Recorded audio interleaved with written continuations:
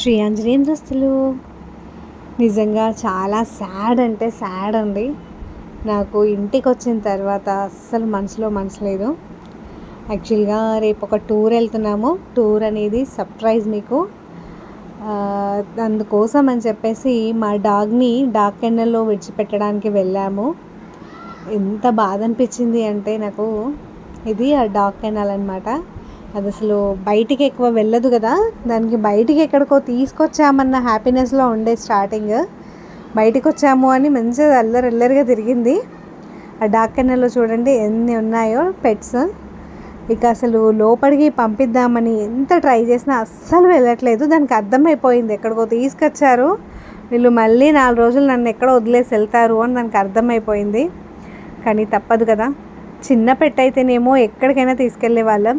ఇది మాది కొంచెం పెద్దది కదా, ఆ బ్రీడ్ చాలా ఫాస్ట్గా ఎదుగుతుంది. అలా అసలు ఎవరింట్లో అయినా ఉంచాలన్నా కష్టం అన్నమాట. అంటే వాళ్ళు అలవాటైనా కానీ ఒక్కోసారి మేము లేము అని మమ్మల్ని మిస్ అయ్యే పరిస్థితుల్లో అది వాళ్ళని ఏమన్నా అంటుందని. ఈ డాగ్ చూడండి పాపం నిల్చోలేకపోతుందని చెప్పేసి దానికి ట్రీట్మెంట్ ఇస్తున్నారు. ఇది మన ప్లూటోని ఉంచే బోను. దాంట్లో ఉంచడానికి ఎంత ట్రై చేసినా అది వెళ్ళట్లేదు.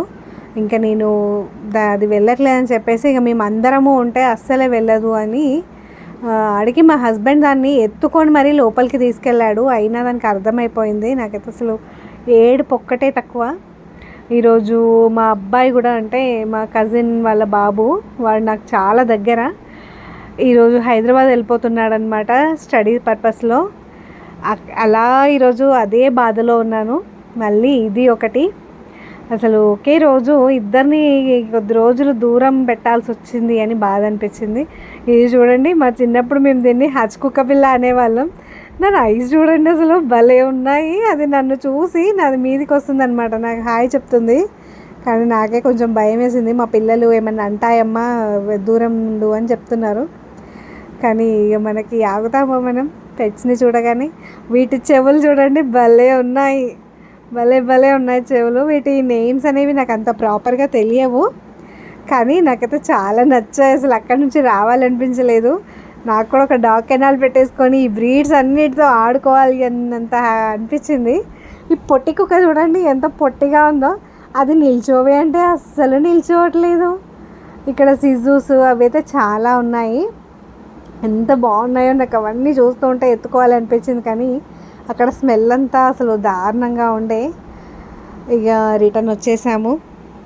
కొంచెం నాకు ధైర్యాన్ని ఇవ్వండి, నేను మా ప్లూటోని ఒక 1 వీక్ విడిచి ఉండేలాగా. రేపటి ఎపిసోడ్లో చెప్తాను మేము ఎక్కడికి వెళ్తున్నామనేది. Bye friends, good night.